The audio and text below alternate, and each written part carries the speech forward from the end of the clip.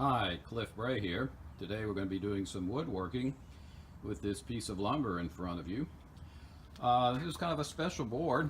It came from the Bellevue Biltmore Hotel in Clearwater, Florida. That hotel was built in 1897.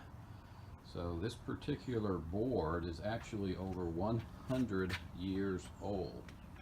I'm going to zoom in on it here a little bit and let you take a look at it.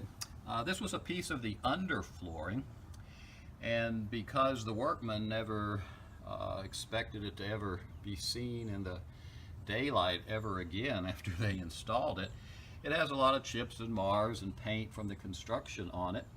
Its job was simply to support the more luxurious flooring above it, so there was no need for it to be in real good shape. So it's got a lot of nail holes and gouges and stuff in it. The Bellevue Biltmore, again, was built in 1897 by the railroad tycoon Henry B. Plant, which is someone who's kind of well known in these parts of Florida. What we're going to do is use this piece of wood to make a base for a set of 4 ceramic birds. We will remove a lot of this marring and gouging and nail holes and stuff, and you'll be surprised at just how beautiful that Florida pine is underneath there.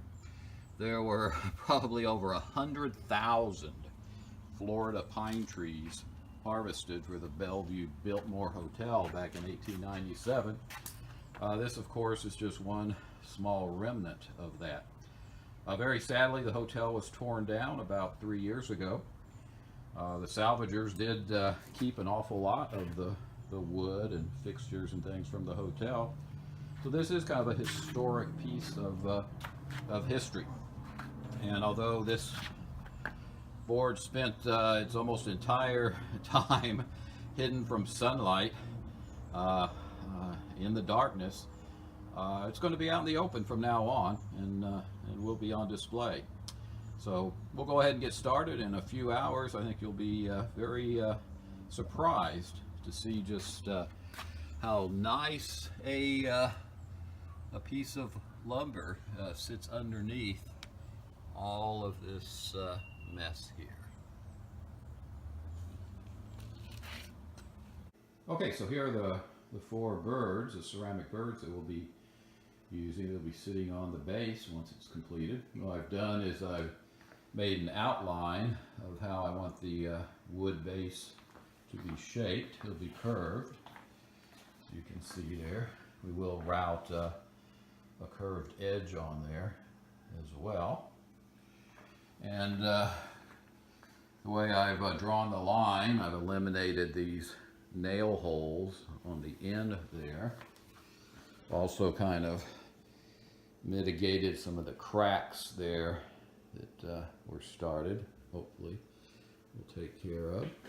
So that'll be the basic shape of the base, and we'll take it outside now and begin cutting on it. So outside now, we're going to cut out this shape on this bandsaw right there.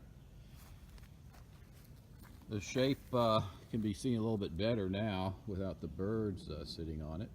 It's not symmetrical. We don't really want it to be symmetrical because the birds are not really symmetrical, and it'll probably look a little bit more unique if it's not symmetrical. So we'll get busy now and cut out the shape. When I come back, you'll be able to see the exposed end here of the clean cut board, because this, of course, is very stained and worn on the edge there over the years, but you'll get an idea a little bit of what the grain is going to look like after we cut out the shape. Okay, back inside, I've cut out the shape of the base that the birds will rest on, using that black line as a guide. As I was cutting this out with a jigsaw, this end here wound up being a little bit more pointed than I wanted, so I've kind of redrawn that line to make it smoother, and I can just sand sand the edge down to match that line. But what I want to show you is, now that we have cut into the wood, you can start to see how it's certainly much more fresh looking than before. This very rough, distressed area here certainly gives no indication that lying underneath you have wood that almost looks very fresh and clean there, and you definitely see the difference in color alone there. This is also can be seen with these little scrap pieces from where I cut away the corners and the sides. And of course, from these angles here, again, it just looks like something you would just want to throw in the trash, as far as the whole board goes even. But when you flip these around, you do see how it is much more clean and fresh inside there, very well preserved. One would not suspect that at first glance. Another interesting thing is when I was cutting off these corners, to make the rounded shape, but also to remove these nail hole areas, I decided to go ahead and pull out one of these nails. That nail is still in there, but I pulled the nail out of this corner here, and there it is. Now, when they pulled this plank up from the floor, they cut off the tip of the nail, so someone wouldn't get stuck with it. But this is interesting because this is a very old nail. It's not symmetrical like the nails we have today. Very rough, kind of a square head there actually, versus the rounded heads that we're used to seeing today. And even the shaft there is kind of not symmetrical and kind of a rectangular shaft, more like a spike than a nail. But that's what they used back then. So it's a little bit of history there, right there, because that little piece of a nail, when it was driven over 100 years ago into this corner by a workman, it stayed there. Just like this nail is still in place. It stayed there for well over 100 years, over 110 years, till I just got through removing it from its resting place there. Last thing I'll show you is I'll use this corner right here, and I'm going to put it on the edge of the countertop here. I put some tape there to kind of hold it in place. And so taking a look there at the age rings, one could really see how the tree ages. The center of the tree is over here is where it was, and the rings went out, and then there are the rings going further out. But as we move on out, you really see how a tree is formed, because the rings start to kind of fade right here. Then they turn into this very light color, and that's the way the tree grows. This is the older tree. As it grows out, the newer tree doesn't have those sharp rings yet. But as time goes on, they will form. And this area out here is very new wood, that very light area there, but you can almost see the ring there marking it. So, kind of interesting. You can use those dividers there to measure the circumference, which I've already done. And I marked that little spot right there on the paper here. And so we lay this here, and you take a look there. It kind of matches the radius of that one particular ring right there. When you measure that distance, we'll do here right now, it works out to be about 6 inches. So if you continue that on out to where the outer part of the tree would have been, you're talking about probably about 10 to 11 inches in diameter. That pine tree was when it was harvested for the Bellevue Biltmore So, with that, we will now go and sand this edge very well. Make it extremely smooth. Make sure it's vertical. Remove any of these little defects that the bandsaw left in it. And then we will put a routed edge on there. So after I get through doing that, we'll come back and talk some more.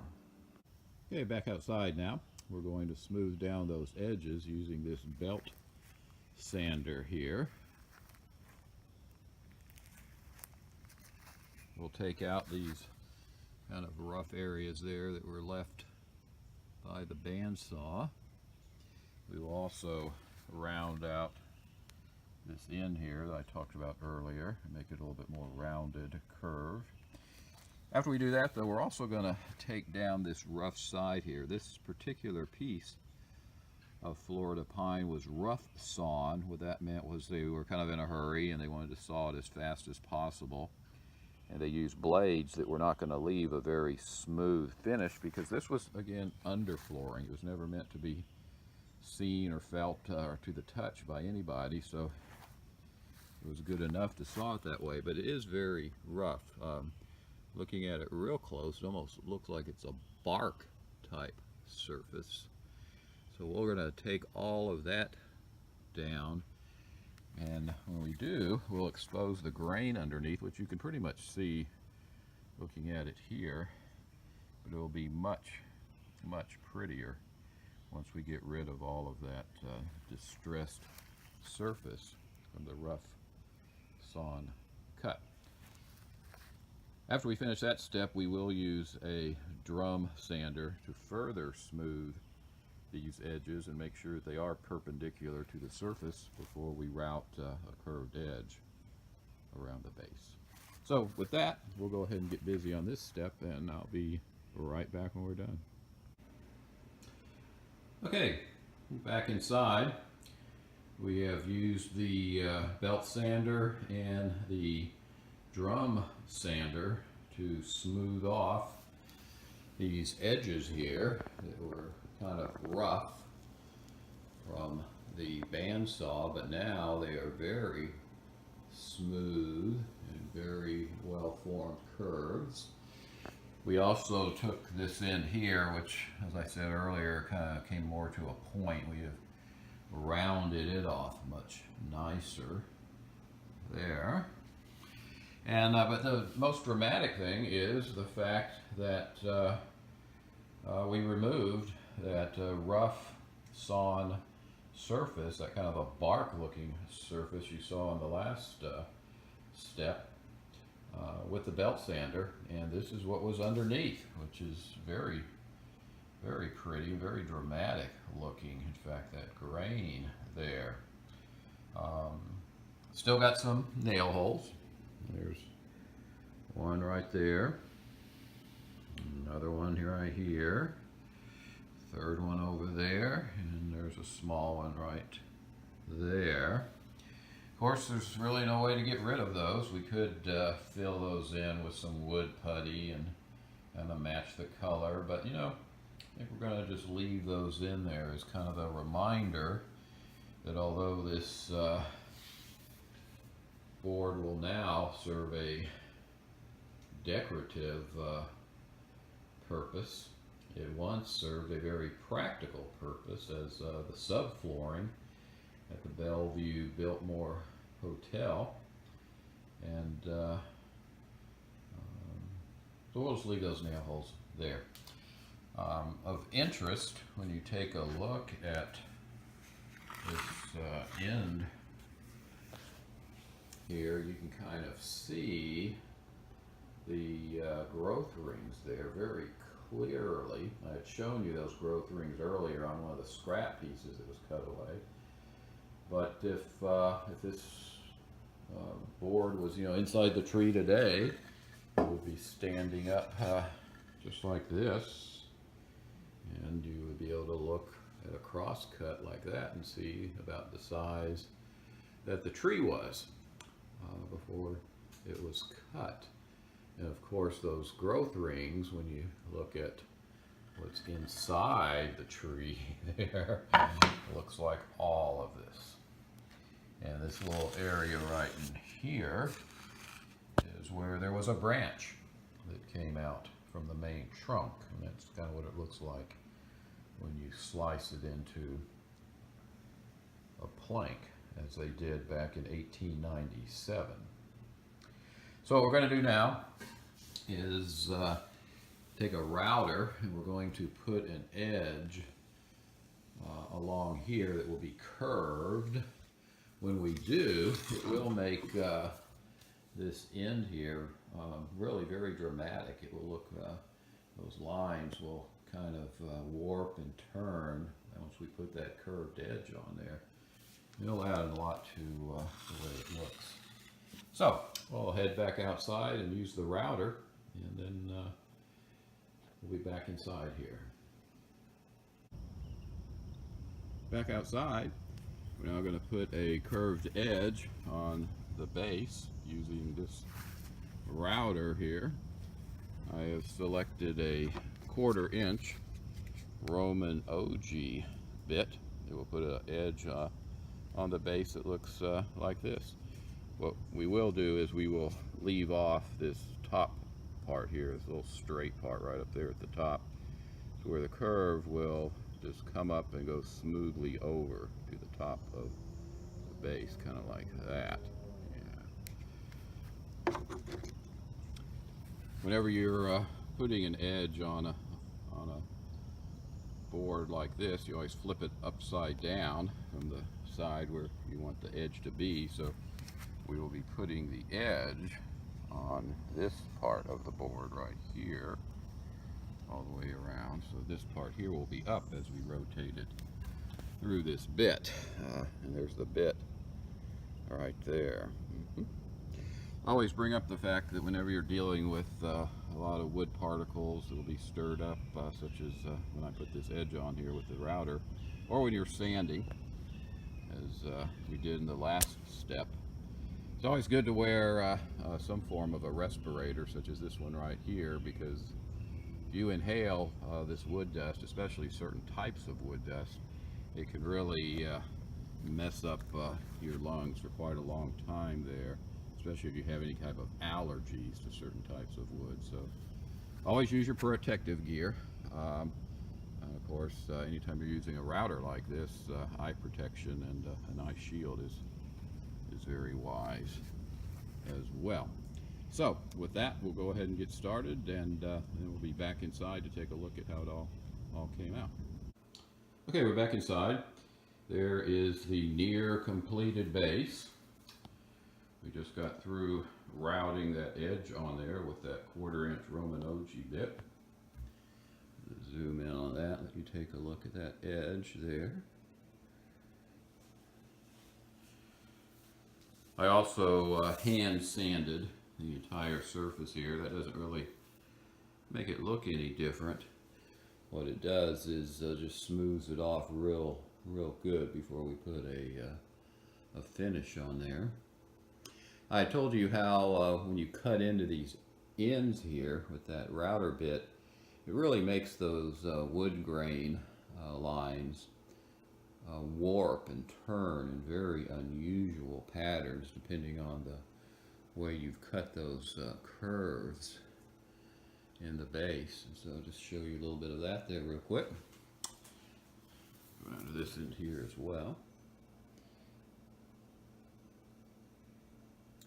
Yeah, we left these nail holes there. I'm not sure what they would look like if we tried to even fill them in, tell you the truth. That one there and that one there will be kind of hid by the birds themselves. This one here is kind of in the back. So that really only leaves this one right here. It is very prominently up front. But again, that's kind of a reminder of the place that this particular piece of wood came from there. Look at the top there one more time.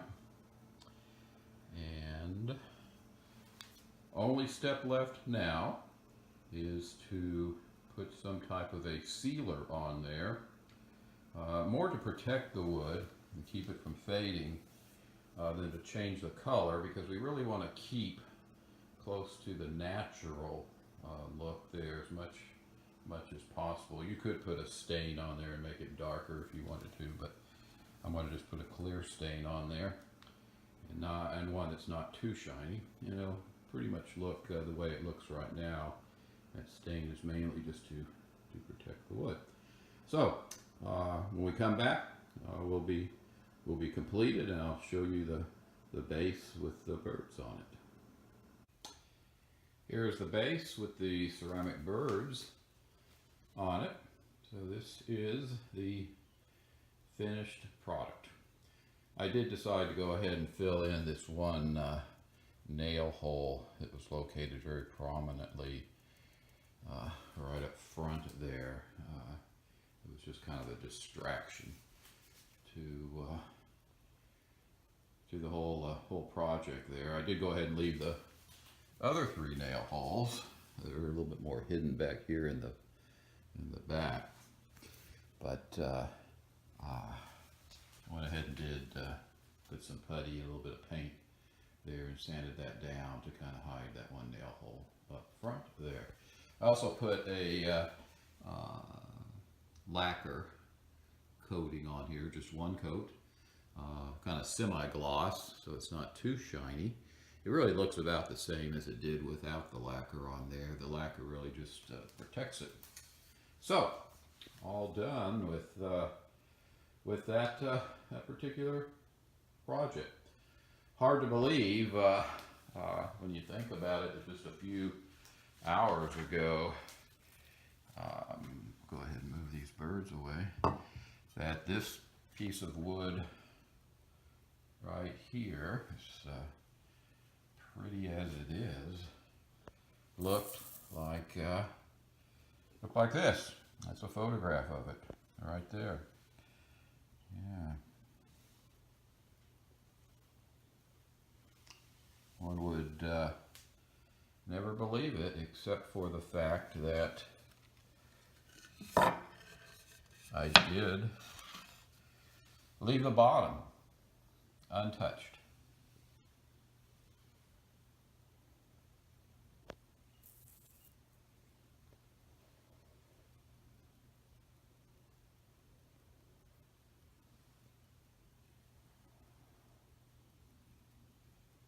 So,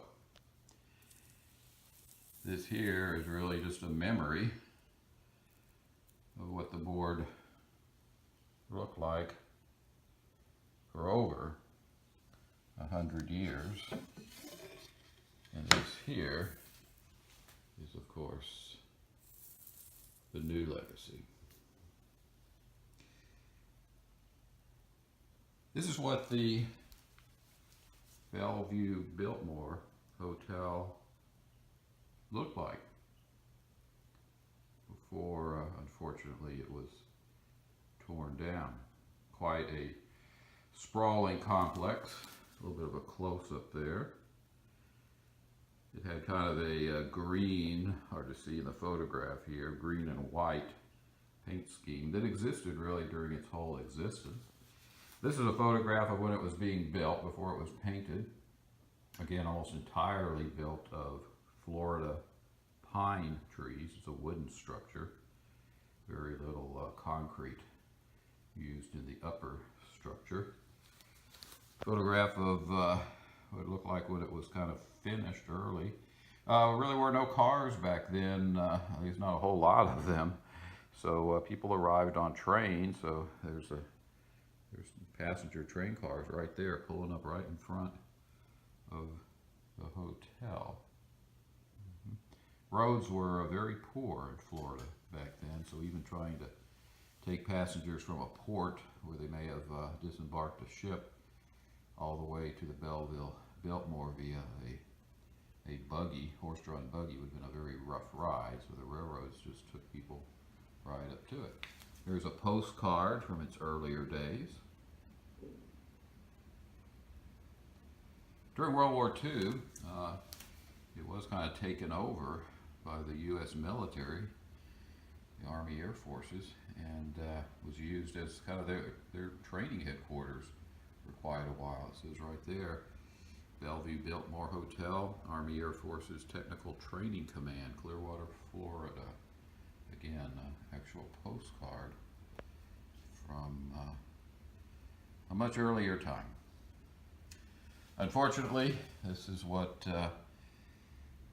was in store for the hotel. It did deteriorate over the years, and they could not find an investor to do the needed repairs to keep it up to a quality level where you could still have guests staying there. So it was bought and torn down and has been replaced with more modern condominiums.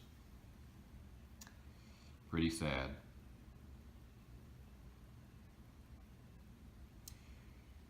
But at one time it was considered one of the greatest luxury hotels in America.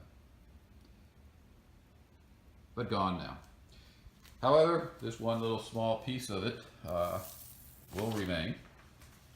And again, as I said at the beginning of this video, that board remained hidden for over 100 years, but now will be used purposefully to be displayed to add to the beauty of these 4 ceramic groups.